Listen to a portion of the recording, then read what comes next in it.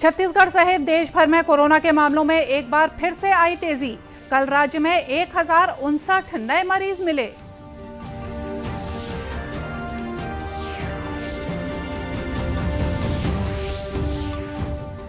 प्रदेश के सभी जिलों में कोरोना प्रोटोकॉल के पालन पर जोर। बेवजह घरों से निकलने और मास्क का इस्तेमाल नहीं करने पर सख्ती के निर्देश।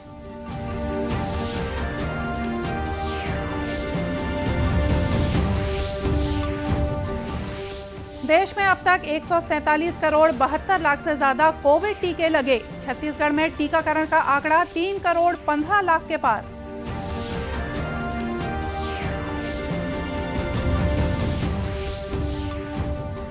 और सर लुई ब्रेल की जयंती पर राजनांदगांव में दृष्टि बाधितों के लिए राज्य स्तरीय सम्मेलन हुआ आयोजित।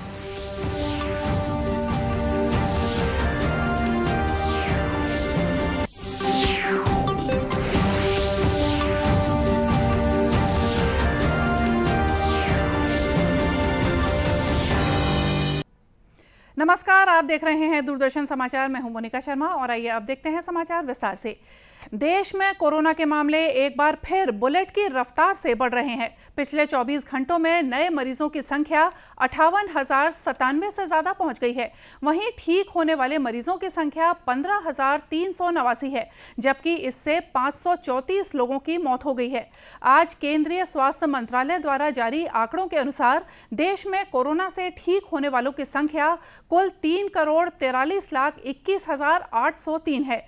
देश का रिकवरी रेट लगातार घटकर 98.01% हो गया है। देश में एक्टिव मरीजों की संख्या बढ़कर 2,14,004 हो गई है। रोजाना संक्रमण दर 4.18% हो गया है। इधर छत्तीसगढ़ में कोरोना की औसत पॉजिटिविटी दर बढ़कर 2.97% तक पहुंच चुकी है। कल राज्य में 1059 नए मरीज मिले। इनमें सबसे ज्यादा 343 पॉजिटिव मामले रायपुर जिले से मिले हैं। राज्य में इस समय सक्रिय मामलों की संख्या बढ़कर 2,977 तक पहुंच चुकी है। कल कोरोना संक्रमण से 3 लोगों की मृत्यु हुई है। अन्य जिलों की तरह राजनांदगांव जिले में भी कोरोना संक्रमण में तेजी आई है। कल जिले में 14 जूनियर डॉक्टरों सहित 37 नए मरीजों की पहचान की गई है। अब सक्रिय मरीजों की संख्या 73 हो गई है, जिसे देखते हुए स्वास्थ्य विभाग के द्वारा जिले में कोरोना जांच का दायरा बढ़ाते हुए चौक चौराहों सहित दूसरे सार्वजनिक स्थानों पर कोरोना की जांच की जा रही है। शहर में 9 टीमें बनाकर प्रत्येक टीम को प्रतिदिन 400 लोगों की कोरोना जांच करने का लक्ष्य दिया गया है। जिले की प्रभारी सीएमएचओ डॉक्टर अल्पना लूनिया ने कहा कि कोरोना जांच को लेकर विशेष ध्यान दिया जा रहा है ताकि संक्रमण को फैलने से रोका जा सके।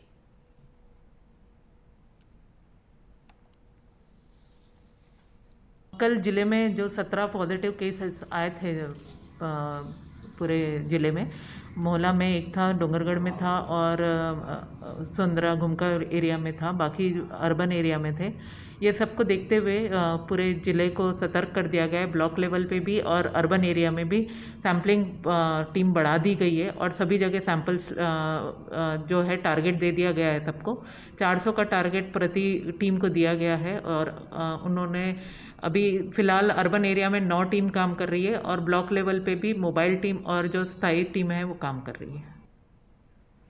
जिले के ग्रामीण क्षेत्रों में भी मोबाइल टीम के जरिए कोरोना की जांच कराई जा रही है। वहीं कांकेर जिले में एहतियात बरतते हुए धारा 144 लागू कर दी गई है। जिले में सार्वजनिक समारोह, रैलियों और खेल जैसे सामूहिक कार्यक्रमों पर रोक लगा दी गई है। वहीं मॉल, सिनेमा और होटल जैसे व्यावसायिक प्रतिष्ठानों में 1/3 उपस्थिति की अनुमति दी गई है। शहर में एक मेला लगाया गया था, लेकिन धारा 144 लागू होते ही जिला प्रशासन की ओर से इस मेले को बंद करा दिया गया और व्यवसायियों को वापस लौटने की समझाइश दी गई। तहसीलदार आनंद नेताम ने बताया कि महामारी पर नियंत्रण के उद्देश्य से सभी तरह के उपाय किए जा रहे हैं।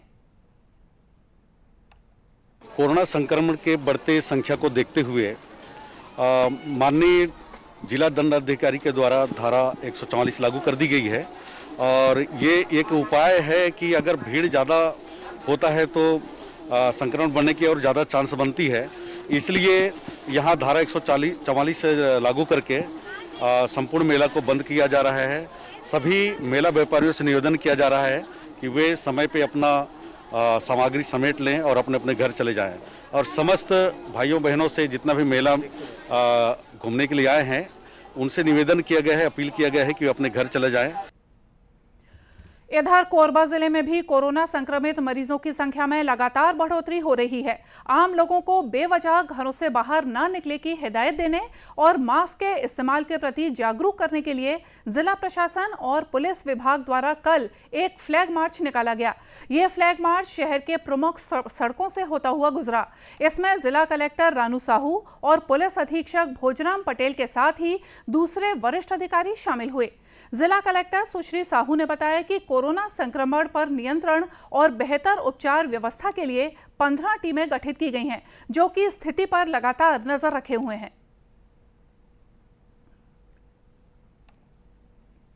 जिला प्रशासन के द्वारा जो कोविड की पुरानी टीम थी, विभिन्न प्रकार की 15 टीम बनाई हुई थी, उन टीम को एक्टिवेट किया गया है। और इसमें सबसे मुख्य रूप से जो है वो कॉन्टैक्ट ट्रेसिंग करना है, सैम्पलिंग लेना है और जो प्राइमरी और सेकेंडरी कॉन्टैक्ट हैं उन कॉन्टैक्ट को जो है होम आइसोलेट करके उन पर निरीक्षण और निगरानी रखना है। मेडिकल की टीम है, ये सभी टीम को हमने जो है एक्टिवेट किया है। इसके अलावा जो हमारे उपकरण हैं, कहाँ उपकरण की अवेलेबिलिटी है, बेड की अवेलेबिलिटी है, ऑक्सीजन अवेलेबिलिटी है, इसको भी जो है हमने सुनिश्चित किया है।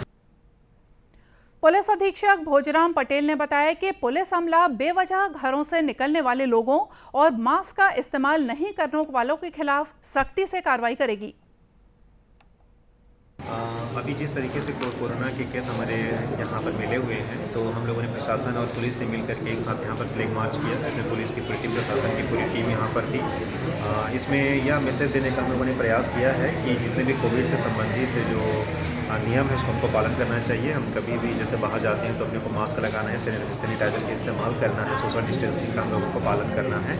इसके लिए हम लोगों को कोशिश ये करना है कि जहाँ पर जैसे भीड़ भाड़ वाले क्षेत्र हैं वहाँ पर हम नहीं जाएं वहाँ पर, और जहाँ पर काफ़ी ज़्यादा भीड़ भाड़ रहता है उन चीज़ों से हम लोग बचने की कोशिश करें। जिले में सभा और जुलूस जैसे सार्वजनिक कार्यक्रमों पर रोक लगा दी गई है। वहीं कोविड प्रोटोकॉल का सख्ती से पालन कराने की व्यवस्था की गई है। राष्ट्रव्यापी टीकाकरण अभियान के तहत अब तक 147 करोड़ 72 लाख से ज्यादा कोविड टीके लगाए जा चुके हैं। इस समय 2,14,000 रोगियों का इलाज चल रहा है। स्वस्थ होने की दर 98.01% है।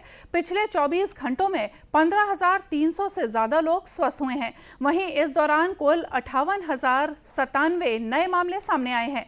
अब तक कुल 68 करोड़ 38 लाख से ज्यादा परीक्षण किए जा चुके हैं। 18 वर्ष से ज्यादा के 96% आबादी को पहला टीका और 63% को दोनों टीके लग चुके हैं। इधर छत्तीसगढ़ में अब तक 3 करोड़ 15 लाख से ज्यादा टीके लगाए गए हैं। प्रदेश में 18 वर्ष से ज्यादा के 96% आबादी को कोरोना वैक्सीन का पहला टीका और 63% को दोनों टीके लग चुके हैं। वहीं 15 से 18 वर्ष आयु वर्ग के टीकाकरण के पहले ही दिन में 1,85,906 किशोरों का टीकाकरण किया गया है। प्रदेश भर में इस आयु वर्ग के लिए लक्षित 11% से ज्यादा किशोरों को कोरोना से बचाव का टीका पहले ही दिन लगाया गया। राज्य में 18 वर्ष से ज्यादा के 1,89,41,014 लोगों को कोरोना वैक्सीन का पहला टीका और 1,23,99,292 लोगों को दोनों टीके लगाए जा चुके हैं। सर लुई ब्रेल की 213वीं जयंती के मौके पर राजनांदगांव में दृष्टि बाधितों के लिए 2 दिवसीय राज्य स्तरीय सम्मेलन का आयोजन किया गया, जिसमें राज्य भर से करीब 80 दिव्यांग शामिल हुए। एक संस्था द्वारा आयोजित इस सम्मेलन के समापन समारोह के मुख्य अतिथि पद्म डॉक्टर पुखराज बावना थे। कार्यक्रम की अध्यक्षता पूर्व सांसद मधुसूदन यादव ने की। इस सम्मेलन में दिव्यांगजनों ने अपने विचार साझा किए, साथ ही सरस्वती वंदना की प्रस्तुति दी गई। इस अवसर पर डॉक्टर बाफना ने सर लुई ब्रेल के योगदान का स्मरण करते हुए कहा कि दृष्टि बाधित लोग दिव्य दृष्टिमान लोग होते हैं और इनसे जिंदगी जीने की प्रेरणा लेनी चाहिए। ये जो नेत्र बाधित दृष्टि बाधित लोग हैं वो सही मायने में दृष्टि बाधित नहीं है। इनके चर्म चक्षु भले ना हो लेकिन मर्म चक्षु है इनके पास। ये दिव्य दृष्टिमान लोग हैं। इनसे तो जिंदगी कैसे जीना सीखना चाहिए। अपनी असुविधाओं के बीच, अपनी तकलीफों परेशानियों के बीच भी जिंदगी को खुशी खुशी जीने का की अगर प्रेरणा अगर मिलती है इन दिव्यांगों से हमको मिलती है। वहीं कार्यक्रम में भाग ले रहे दिव्यांगजनों ने कहा कि ऐसे आयोजनों से उन्हें आत्मीय बल मिलता है। उन्होंने कहा कि देश के प्रधानमंत्री ने विकलांगों को दिव्यांग की संज्ञा दी है और ये गर्व की बात है। सबसे बड़ी खुशी की बात यह है कि आदरणीय हमारे यशस्वी प्रधानमंत्री श्री नरेंद्र मोदी जी ने जो निःशक्तजन शब्द को हटा करके दिव्यांग शब्द से संबोधित किया। वाकई में जो दिव्यांग होते हैं उसमें कुछ न कुछ प्रतिभा हर एक दिव्यांग में होता है। तो उन्होंने ये कहा कि भाई ऐसे लोगों को ऐसे शब्दों से हम नवाजेंगे तो वाकई में इनका दिल और समाज को एक अच्छा प्रेरणा जाएगा।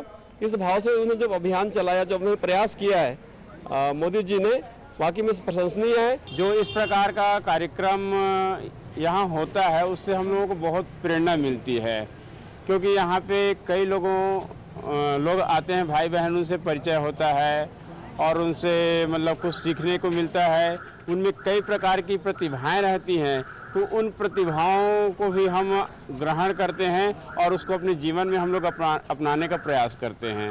और हम सभी जितने भी प्रदेश के जो दृष्टिबाधित है, विशेषकर छत्तीसगढ़ के, सब लोग आज के दिन यहाँ माहेश्वरी भवन में हमारे श्रीमान सतीश भट्टर जी के सहयोग से और हमारे दृष्टिबाधित विकास संघ के दोनों के संयुक्त तत्वावधान में प्रतिवर्ष यहाँ पर लुई ब्रेल जयंती मनाया जाता है।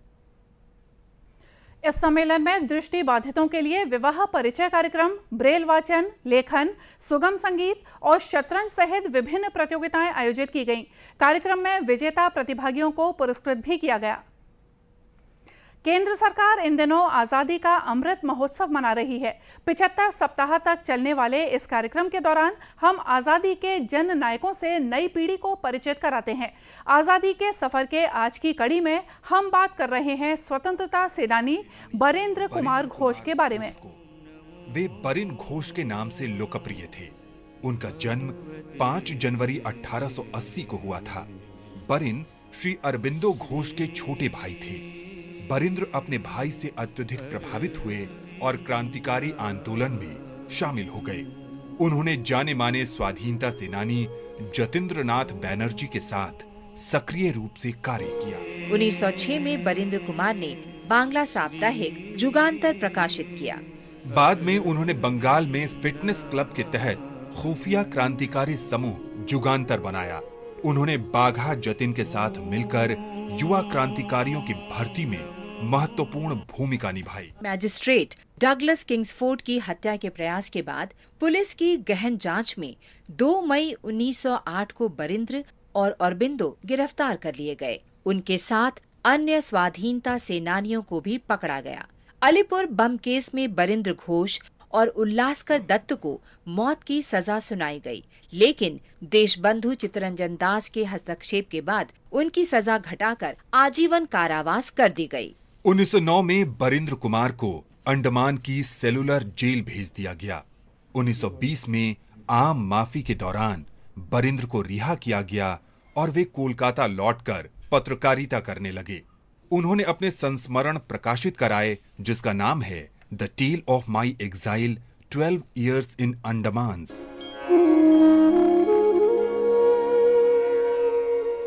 बरिंद्र 1923 में पौंडीचेरी गए और अरबिंदो से प्रभावित होकर आध्यात्मिकता और साधना में लीन हो गए। 1929 में वे कोलकाता लौटे और पत्रकारिता करने लगे। 1933 में उन्होंने अंग्रेजी साप्ताहिक द डॉन ऑफ इंडिया शुरू किया। वे समाचार पत्र द स्टेट्समैन से भी जुड़े रहे। 1950 में बरिंद्र बांग्ला अखबार दैनिक बसुमती के संपादक बन गए। 18 अप्रैल 1959 को उनका निधन हो गया। महान भारतीय राष्ट्रवादी को शत शत नमन। हम आज स्वतंत्रता सेनानी, बौद्ध साधु और लेखक भदंत आनंद कौशल्यायन को भी स्मरण कर रहे हैं।